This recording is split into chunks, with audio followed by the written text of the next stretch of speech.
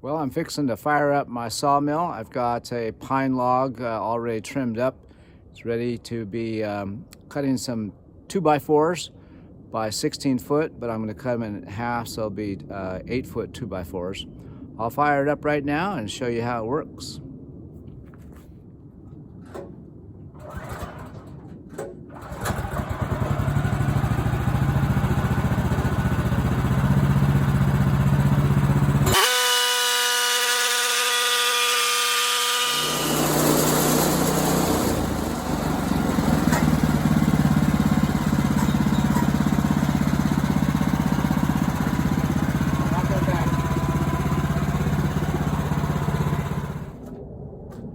I already got a line marked to cut this in half, so I'll have my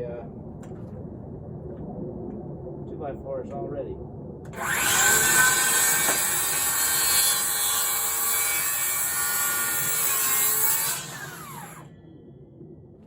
Here's the product. Alright, we got 2x4s.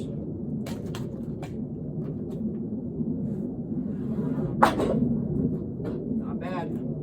Looks pretty good.